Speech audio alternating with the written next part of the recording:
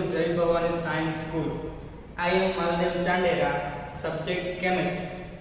आज हम लोग केमिस्ट्री के बारे में बेसिक डिस्कस करने वाले हैं। केमिस्ट्री में जो अपन पढ़ने वाले हैं 11th क्लास साइंस, तो उससे पहले हमें केमिस्ट्री के बारे में बेसिक नॉलेज पता होना चाहिए कि केमिस्ट्री में हम क्या क्या पढ़ने वाले हैं। हमें 8, 9 और 10 में जो पढ़ा है उसका बहुत सारा यूज भी यहाँ आता है। तो पहले हम डिस्कस करते हैं केमिस्ट्री में। पहले तो हम 3 पार्ट में केमिस्ट्री को डिवाइड करते हैं। जो हमारे पास केमिस्ट्री वाला है उसको हम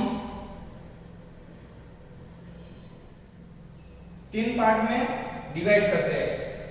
जैसे कि पहले वाला जो पोर्शन है तो उसे हम फिजिकल केमिस्ट्री बोलते हैं। क्या? Physical chemistry.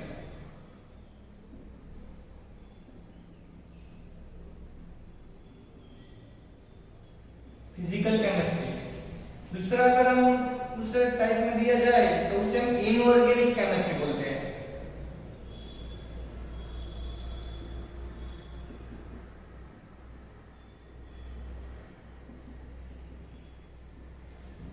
थर्ड वाला टाइप है वो है ऑर्गेनिक केमिस्ट्री, जो हमारे बहुत ही इंपॉर्टेंट है।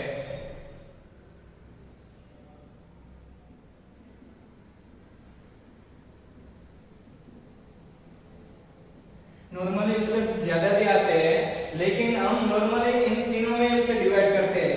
तो पहले हम देखेंगे कि फिजिकल केमिस्ट्री में क्या आता है, इनऑर्गेनिक केमिस्ट्री में क्या आता है और ऑर्गेनिक केमिस्ट्री में क्या आता है। उसके बाद जो पॉलीमर वाला है उसमें पॉलीमर है, मेडिसिनल, एनवायरनमेंट साइंस वाला। लेकिन पहले हम देखते हैं इसमें फिजिकल केमिस्ट्री में क्या आता है, इनऑर्गेनिक में और ऑर्गेनिक में। फिजिकल यानी कि हमें इस वर्ड से ही पता चल जाता है कि फिजिकल केमिस्ट्री है तो उसमें क्या आता होगा, फिजिक्स। फिजिकल केमिस्ट्री यानी कि उसमें फिजिक्स जैसा कुछ आता होगा, यानी कि force, intermolecular force, dipole force, hydrogen bond वाला फोर्स। यानी कि इसमें क्या आएगा, हमें फोर्स वाला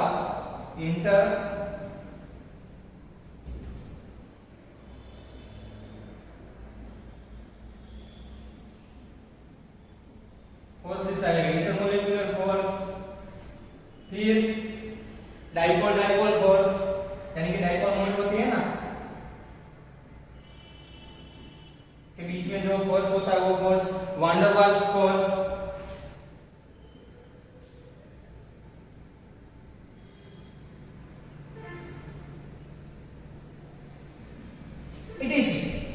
इसमें क्या आता है, बहुत सारे फोर्स के बारे में हमें पढ़ना है। जैसे कि फिजिकल केमिस्ट्री में हमारे फोर्स के बारे में आएगा, जो थियरी आएगी हमारे पास, इसमें ज्यादातर थियरी आएगी, फिर एग्जांपल आएंगे। ओके, उसके बाद हम डिस्कस करने वाले हैं इनऑर्गेनिक केमिस्ट्री। यानी कि क्या, इनऑर्गेनिक केमिस्ट्री यानी कि पीरियोडिक टेबल वाला। हमारे पास जो पीरियोडिक टेबल में एलिमेंट्स कितने हैं, टोटल 118, यानी कि 118 एलिमेंट्स है। जो hydrogen, helium, lithium, beryllium, boron वाला, hydrogen, helium, lithium, beryllium, boron, carbon, nitrogen, oxygen, chlorine, neon, sodium, aluminium, magnesium, silicon, phosphorus, sulphur, chlorine, argon, potassium, calcium, ऐसे बहुत सारे, स्कैंडियम, टाइटेनियम, वेनेडियम, बहुत सारे 118। तो हमें ये सब याद रखने हैं। यस, लेकिन अभी हमें इस सब की जरूरत है नहीं। इसमें से हमें 1 to 30 तक याद रहना है। इसमें से 1 to 20 तक तो हमने पढ़ा है 9th और 10th में, यानी कि हमें हाइड्रोजन से कैल्शियम तक। तो क्या सर हमें ये इसके नेम ही याद रखने हैं और इसके सिंबल ना, हमें इसमें से क्या, उसका एटॉमिक नंबर, एटॉमिक वेट, इसका नेम और सबसे इंपॉर्टेंट इसकी इलेक्ट्रॉन कॉन्फ़िगरेशन याद रखनी है। यानी कि ऑर्बिट वाला आता था ना हमें 1s2, 2s2, 2p6, ये सब भी हमें याद रखने हैं। और ज्यादा कैसा है इसमें, तो क्या हमें 2 एलिमेंट्स एटम है, हाइड्रोजन और क्लोरीन, दोनों को हम ऐड करते हैं तो इससे हमें क्या मिलता है, HCl। क्या मॉलिक्यूल बनता है, क्या कंपाउंड बनता है, इसके बारे में हमें डिस्कस करना किसमें है, इनऑर्गेनिक पार्ट, थर्ड पार्ट में क्या आता है? ऑर्गेनिक ये मैंने इंपॉर्टेंट बोला है, क्यों? क्योंकि इसमें क्या आता है? हाइड्रोकार्बन आता है। हाइड्रोकार्बन यानी कि hydrogen plus carbon, plus means ठीक है दोनों साथ में आते हैं, जैसे कि methane, ethane, propane, butane, pentane, hexane, heptane, octane, नोनेन, decane, ऐसे बहुत सारे हमें अल्केन आते हैं, अल्किन, फिर अल्काइन, फिर क्या आता है इसमें? अल्कोहल आता है, एसिड आता है, बेस आता है, अल्कोहल, फिनोल, इथर, बहुत सारे ग्रुप, फंक्शनल ग्रुप आते हैं वो इसके आईयूपीएसी नाम। आईयूपीएसी नाम क्या है? तो इसके scientific name IUPAC, international union of pure and applied chemistry वाले ने उसके नेम लिए हुए हैं। ओके, चलो हमें ये सब पढ़ना है, तो ये हम 11th और 12th में पढ़ना है। 11th में और 12th में पहले हम देखते हैं कि 11th में क्या आता है और 12th में क्या आता है। चलो तो इसमें जब पार्ट डिवाइड किया जाए ना, तो उसमें पहले क्या आएगा? केमिस्ट्री 11th और 12th, ये 11th, ये क्या आएगा? 12th, 11th और 12th, और 12th में 2 पार्ट, 11th में 2 पार्ट। पार्ट 1, पार्ट 2, इसमें भी 2 पार्ट आएंगे।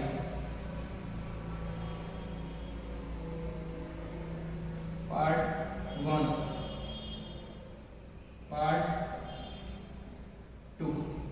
ओके, चलो तो ये इसके बारे में पहले डिस्कस करना है, उसके बाद इसके बारे में। अब यहाँ पे देखो पार्ट 1 में हमारे पास चैप्टर कितने हैं? 1 to 7। पार्ट 2 उसमें हमारे पास चैप्टर कितने हैं? तो इसमें आएगा 8 to 14।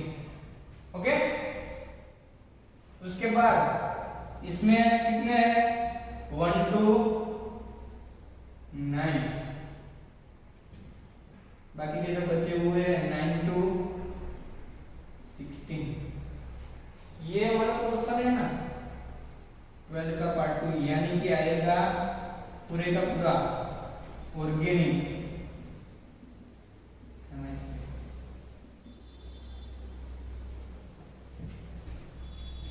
बाकी का जो है वो फिजिकल, इनऑर्गेनिक, मेडिसिनल केमिस्ट्री वो सब साथ में आता है, लेकिन ये वाला है ना पूरा ऑर्गेनिक केमिस्ट्री है। इसमें पॉलीमर भी आता है, मेडिसिन वाला ये आता है, जो दवाई हॉस्पिटल में बनती है वो कैसे बनती है वो सब। ओके, तो हम पहले यहाँ से स्टार्ट करना पड़ेगा। तो फर्स्ट वाला यूनिट हमारा 11 में है, बेसिक कॉन्सेप्ट ऑफ केमिस्ट्री। तो बेसिक कॉन्सेप्ट ऑफ केमिस्ट्री यानी केमिस्ट्री का बेसिक यूज कहाँ होता है, केमिस्ट्री क्या है, वो सब इसमें लिखा हुआ है। तो चलो आज हम बेसिक स्टार्ट करने वाले हैं। तो बेसिक स्टार्ट में क्या करेंगे? आज हम पीरियोडिक टेबल में जो हमारे पास एलिमेंट बहुत सारे हैं ना, उस एलिमेंट्स में से हम रिवाइज करने वाले हैं, जो हम 9th और 10th में पढ़ चुके हैं, जैसे कि hydrogen, helium, lithium, beryllium, boron, carbon, nitrogen, oxygen, ऐसे इन सब के नेम तो सबको पता है, इसका एटॉमिक नंबर सबको पता है, उसका सिंबल भी सबको पता है, उसका एटॉमिक वेट और इसकी इलेक्ट्रॉन कॉन्फ़िगरेशन पता है, लेकिन कहां से आई वो हमें याद रखनी है, क्योंकि इलेक्ट्रॉन कॉन्फ़िगरेशन तो हमें सबकी आनी चाहिए। उससे पहले एटॉमिक वेट वो जो भी उसका डिसाइड किया हुआ है वो हमें याद रखना है, वो हमें मोलेकुलर मास कैलकुलेट करने में यूज होता है। तो चलो पहले हम यहाँ पे लिखते हैं। पहले क्या लिखेंगे? नंबर, फिर आएगा क्या? नेम, फिर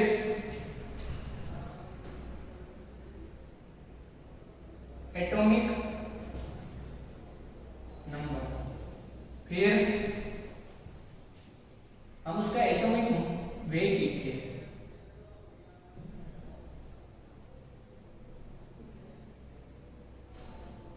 फिर सिंबल, ओके, सिंबल, और लास्ट में जो होता है ना वो होता है electron configuration, okay, electron configuration. चलो तो पहले वाले में लिखते हैं, नंबर 1 लेके लिखते हैं। उसका नेम क्या आएगा? सबको पता है, hydrogen.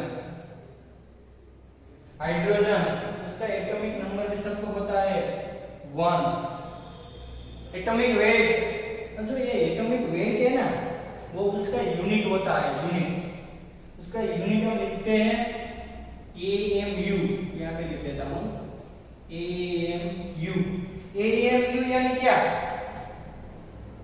Atomic mass of unit. ये यूनिट है हमारे लिए। जैसे कि हमारे पास पानी है, वाटर, या कोई भी लिक्विड सॉल्यूशन है तो उसे हम लीटर या मिलीलीटर में मेजर करते हैं। तो उस हिसाब से हम यहाँ पे देखा जाए तो उसको हम AMU या फिर उसे U भी बोलते हैं, यूनिफाइड मास AMU, या फिर और में उसे उसका यूनिट है ग्राम पर मोल। तीनों यूनिट याद रखो, AMU या फिर U या फिर ग्राम पर मोल।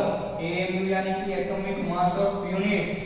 हमारे बुक में नोट कर लीजिए कि AMU is equal to atomic mass of unit, full form लिख लीजिए। फिर आगे आएगा U, यूनिफाइड मास या फिर ग्राम पर मोल, तीनों में से कोई भी आप यूज कर सकते हैं, ओके। चलो तो उसका एटॉमिक वेट है 1, ओके। उसके बाद उसका सिंबल है H। चलो अब इलेक्ट्रॉन कन्फ्यूगेशन वो हमें डिटेल में एक्सप्लेन करनी है, तो वो अभी रहे, ये हम लिख लेते हैं। उसके बाद वो कहां से आई ना वो मैं एक्सप्लेन करता हूं। फिर आएगा दूसरे नंबर पे, कौन आएगा? हीलियम। हीलियम, चलो पहले मैं लिख देता हूं। फिर क्या आएगा? लिथियम, फिर बेरिलियम, फिर बोरॉन। 6 पे क्या आएगा? कार्बन। 7 पे नाइट्रोजन।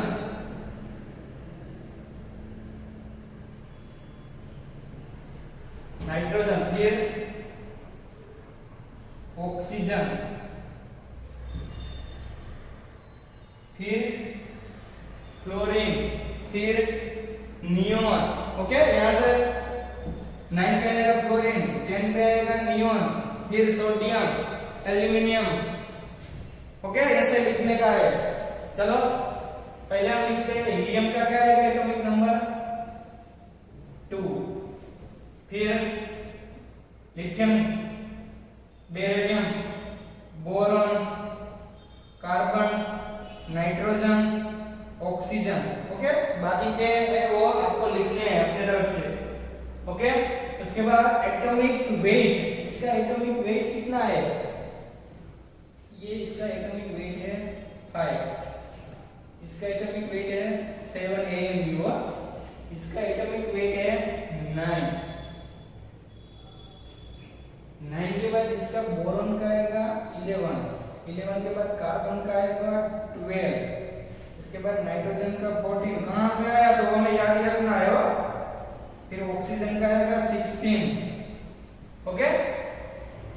सिंबल आपको पता है hydrogen, helium, lithium, beryllium, boron, carbon, nitrogen, oxygen, okay, fluorine, फिर नियॉन, फिर क्या आएगा सोडियम Na, वहां से Na वाला बाकी रख देते हैं हम, ओके। ये यहां से पता है ना सबको 9 10, ओके, यानी हमारा इसका आएगा 19 और फिर जो आएगा उसका 21 सोडियम का, सॉरी नियॉन का, ओके।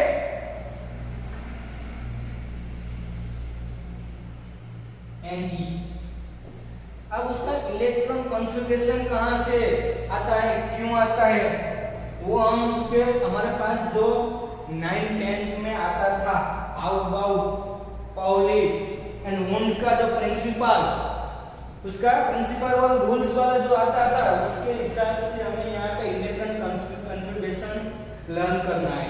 तो वो कहां से कैसे आता है वो हम डिस्कस करेंगे। यहाँ तक लिख लिया, चलो एक बार लिख लो, यहाँ से लिख लेना हो ऑक्सीजन, फिर क्या आएगा chlorine, neon, okay, neon, neon तक आ गया, नियॉन के बाद वाला लिखो, ओके, इसे हटा देता हूं, इलेक्ट्रॉन कॉन्फ़िगरेशन में बाद में लिखवाता हूं, ओके। पहले लिख लो साथ में लिख लेते, कैसे आए वो मैं समझाता हूं। पहले इसमें क्या आएगा 1s1 1s2, फिर यहाँ पे आएगा 1s2 2s1, फिर आएगा 1s2 2s2, फिर 1s2 2s2 2p1, 1s2 2s2 2p2, ऐसे 1s2 2s2 2p3, 1s2 2s2 2p4, 1s2 2s2 2p5, 1s2 last में आएगा 2s2 2p6, ओके। नियम की हो गई, एक बार लिख लो ये, बाद में हम सोडियम पे जाते हैं, ओके।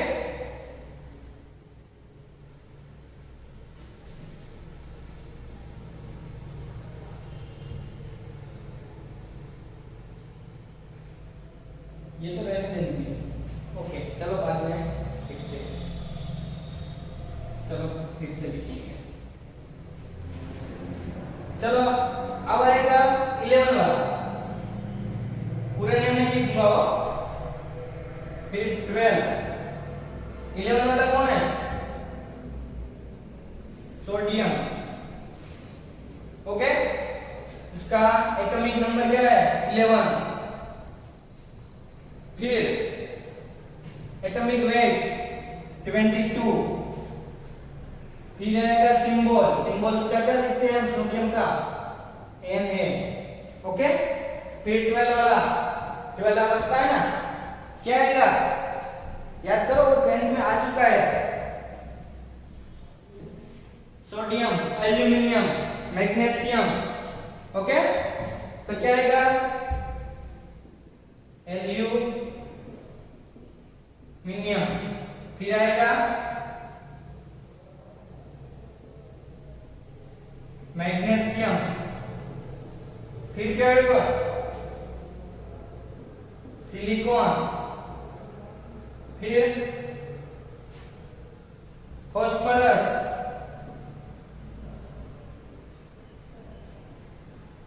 ओके, फिर sulphur, chlorine, okay, argon,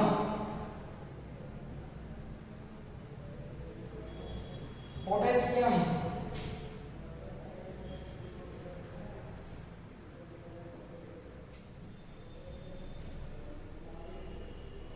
calcium, okay. Sodium, aluminium, magnesium, silicon, phosphorus, sulphur, chlorine, argon, potassium and calcium. चलो उसके बाद कंटिन्यू होता है ना 12,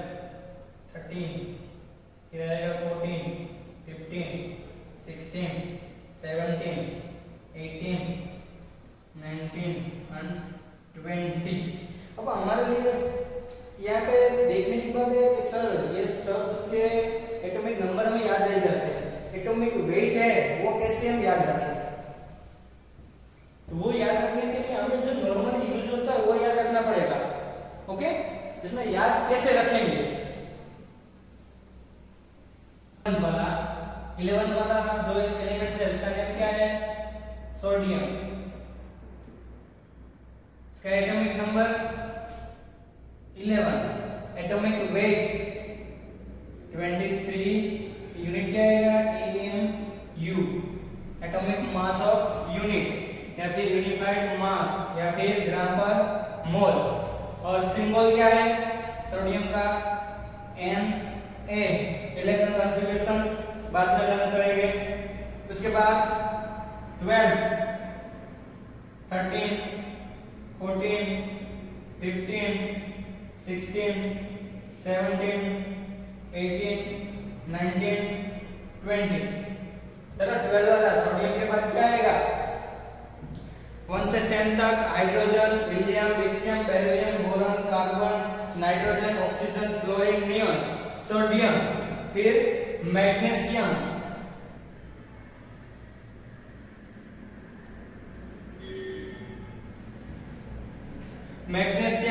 मैग्नीशियम के बाद क्या आएगा? एल्यूमिनियम, एल्यूमिनियम के बाद सिलिकॉन, फिर phosphorus,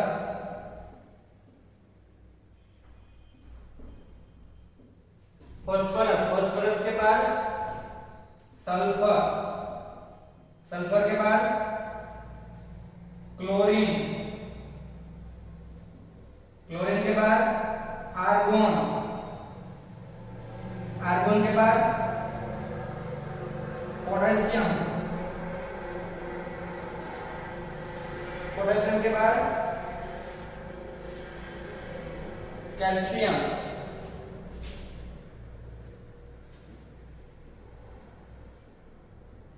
okay, sodium, magnesium, aluminium, silicon, phosphorus, sulphur, chlorine, argon, potassium and calcium. Atomic number तो आपको पता है 11 के बाद ये तो कंटिन्यू होगा 12, 13, 14, 15, 16, 17, 18, 19 और 20। ओके, उस तरफ से हम देखे जाए तो उसका एटॉमिक वेट है 23, उस हिसाब से इसका होगा 24, इसका होगा 27। उसके बाद ये सिलिकॉन का कितना होगा पता है? 28। उसके बाद फास्फोरस का 31, फास्फोरस के बाद सल्फर का 32, क्लोरीन का ये हमें ज्यादातर यूज होगा 35.5, सबसे ज्यादा यूज होने वाला होगा ये हमारे पास 35.5। उसके बाद कौन आएगा? आर्गन का 40, फिर पोटेशियम 39, फिर आएगा कैल्शियम 40।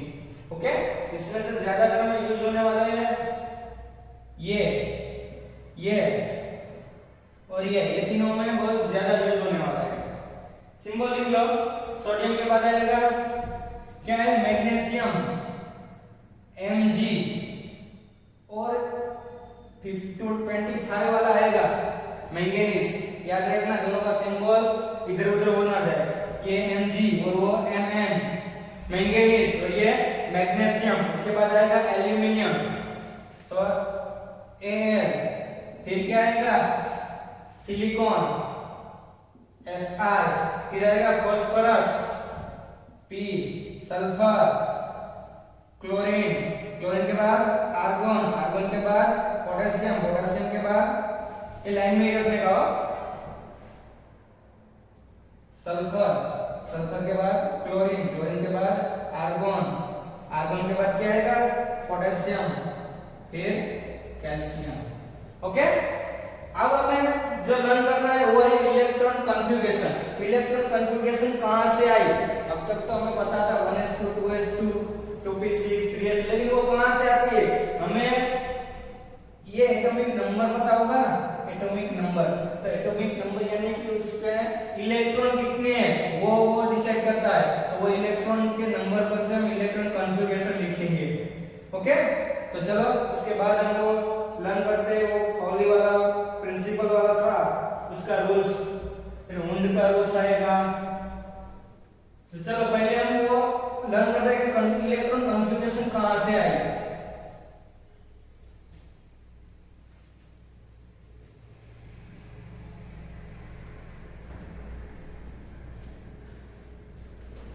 पॉली नाम का वो साइंटिस्ट था, उस साइंटिस्ट ने इलेक्ट्रॉन कॉन्फ़िगरेशन कैसे यूज करनी है वो बताई थी। 1s 2s 3s 4s 5s 6s and 7s। उसके बाद आएगा 2p 3p 4p 5p 6p 7p। उसके बाद D 3D 4D 5D 6D। उसके बाद आएगा F 4F 5F। Okay done. चलो पॉली नाम का वो साइंटिस्ट था, उसने बताया था कि जो हमारे पास S P D F S P D और F जो हमारे ये ऑर्बिटल है, ऑर्बिटल में S में हम मैक्सिमम 2 इलेक्ट्रॉन ऐड कर सकते हैं, P में मैक्सिमम 6 और D में 10 और F में 14। हमारे पास यहाँ 1s 2s 3s 4s 5s 6s और 7s। तो मैक्सिमम सब में कितने इलेक्ट्रॉन ऐड होंगे? ओनली फॉर 2, इसमें 2 इसमें 2 इसमें 2। फिर हमारे पास ये p वाली ऑर्बिटल है, उसमें 6। ये हमारे 3 टाइप की होती है, px py और pz। ये s की एक ही होती है, d टाइप की 5 होती है। टोटल इलेक्ट्रॉन कितने हैं? 10। 3D यानी कि अगर हम D की बात करें तो dxy dyz dxz dx square minus y square dz square minus y square। ये 5 टाइप की जो ऑर्बिट होती है, और एक ऑर्बिट वाला होता है ना, वो उसमें 2 इलेक्ट्रॉन ऐड होते हैं। अब देखो F में 14 यहाँ है, वो 7 टाइप की होती है। अब इलेक्ट्रॉन कैसे ऐड होते हैं, तो पॉली ने बताया कि यहाँ पे इलेक्ट्रॉन को ऐड करने के लिए पहले जिसकी एनर्जी लो है वो ऑर्बिट में फर्स्ट इलेक्ट्रॉन ऐड होगा। यानी कि पहला वाला इलेक्ट्रॉन कहाँ ऐड होगा? तो ग्राउंड स्टेट में। ग्राउंड स्टेट यानी कि जिसकी एनर्जी लो है वहां पे। तो हमारे पास यहाँ पे देखो, तो यहाँ पे एनर्जी देखते हो जैसे जैसे नीचे जाते वैसे एनर्जी बढ़ती जाती है, लेकिन सबसे कम एनर्जी किसकी होती है? 1s की। यानी कि पहले वाला इलेक्ट्रॉन आएगा वो किसमें ऐड होगा? 1s में। यानी कि पहला इलेक्ट्रॉन 1s में ऐड हुआ। ओके चलो, लेकिन 1s दूसरा कहां होगा? तो दूसरा भी 1s में, क्योंकि s में मैक्सिमम कितने इलेक्ट्रॉन ऐड होते हैं? 2।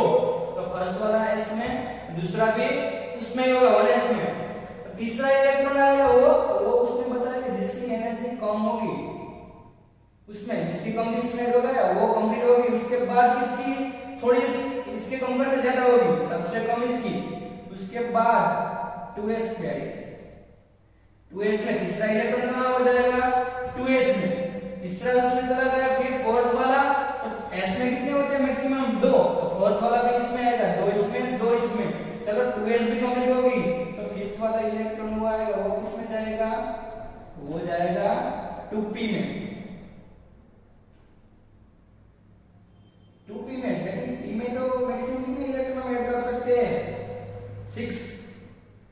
6 इलेक्ट्रॉन मैक्सिमम हम ऐड कर सकते हैं। यानी कि 2 यहाँ पे और 6 यानी कि 10। अगर हमें इसकी इलेक्ट्रॉन कॉन्फ़िगरेशन लिखनी है तो इस हिसाब से लिखेंगे, 2 यहाँ पे 2 यहाँ पे, फिर 6, फिर s में 2, फिर 3p 4s, उस हिसाब से ये कंटिन्यू चलता ही रहेगा। इसे हम पाउली का लॉ बोलते हैं, जो हमें 9th या 10th में भी आया था और 11th में भी आएगा। ऐसा ही रखने हो।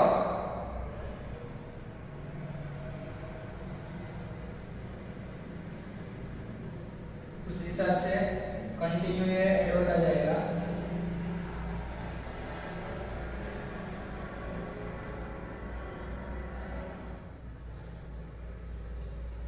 चलो लास्ट वाला जो आएगा वो कहाँ होगा, 6d और 7p। ओके, चलो तो इस हिसाब से हम इलेक्ट्रॉन को ऐड करते जाएंगे। चलो तो मैं एस वाला यहाँ लिख दूँ। एस में कितने मैक्सिमम 2, पी में 6, डी में 10, एफ में 14।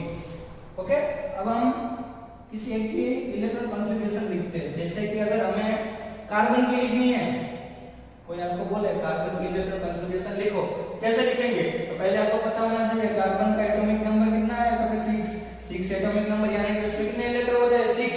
ओके, तो फर्स्ट वाला इलेक्ट्रॉन कहां एंटर होगा, 1s में, 1s। लेकिन s में कितने इलेक्ट्रॉन ऐड होते हैं 2, इसका मतलब ये 2। चलो 6 में से 2 चले गए, बाकी के 4 बचे हुए, तो तीसरा कहां ऐड होगा, इसके बाद कौन आएगा 2s, यानी कि 2s 2। s में भी कितने होंगे मैक्सिमम 2, 1s उसके बाद 2s में। चलो 4 चले गए, अभी 2 कम है ना, और 2 उसके बाद का आएगा 2p, यानी कि उसके बाद पहले 2 इलेक्ट्रॉन है 2p 2, 6 हो गए, 2 2 और 2 6 हो गए। ओके, तो ये हमारे लिए कार्बन की इलेक्ट्रॉन कॉन्फ़िगरेशन हुई। चलो अगर कोई दूसरा एग्जांपल लेते हैं सोडियम का। सोडियम की इलेक्ट्रॉन कॉन्फ़िगरेशन लिखो। तो सोडियम की इलेक्ट्रॉन कॉन्फ़िगरेशन लिखने तो पहले हमें पता होना चाहिए सोडियम का एटॉमिक नंबर कितना है, 11 जिसका एटॉमिक नंबर है। तो फर्स्ट वाला इलेक्ट्रॉन कहां ऐड होगा, यहां से 1s में 2, उसके बाद 2s में भी कितने होते हैं, s में 2, फिर 3p, यहां पे देखो, सॉरी 2p, यहां पे देखते जाओ, नंबर में मिस्टेक होनी नहीं चाहिए। 2p में 6, चलो कितने हुए 10 हो गए। जो बाकी रह चुका है एक इलेक्ट्रॉन, वो किसमें ऐड होगा, 2p के बाद आएगा 3s।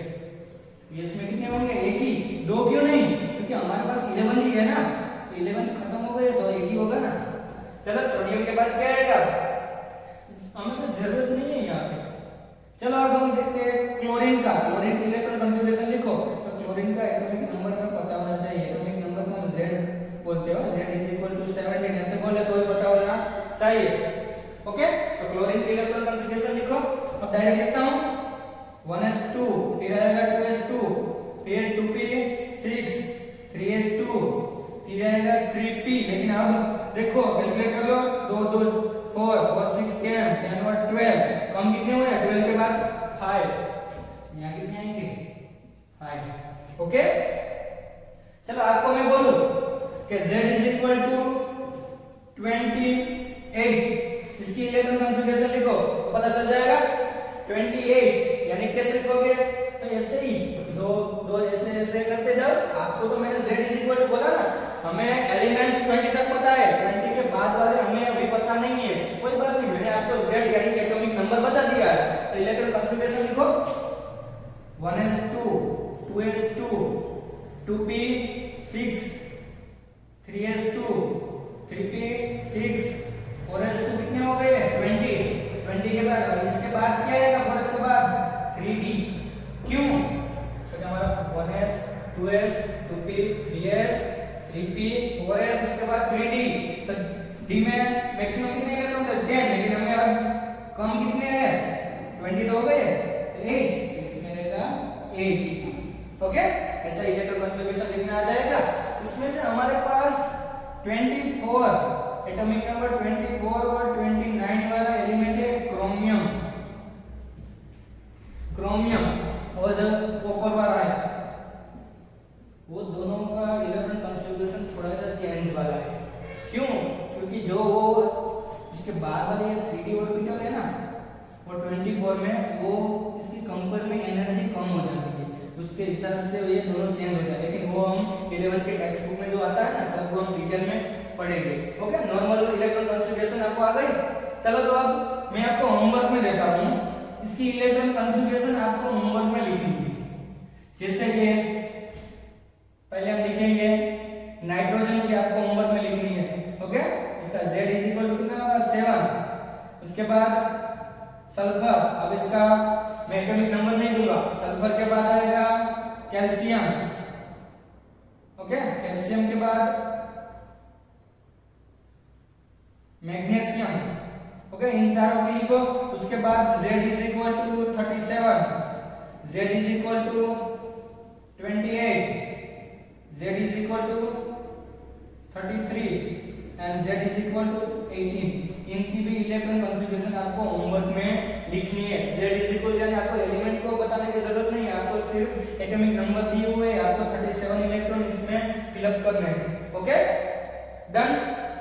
ओके, चलो उसके बाद अब हम आगे की पढ़ाई करेंगे। उसमें क्या करेंगे, क्योंकि हमें मोलेकुलर मास कैलकुलेट करना है। मोलेकुलर मास यानी कि एटॉमिक मास, जैसे कि हमें ग्लूकोज, फ्रुक्टोज, गैलेक्टोज या फिर सल्फ्यूरिक एसिड है H2SO4 या फिर नाइट्रिक एसिड HNO3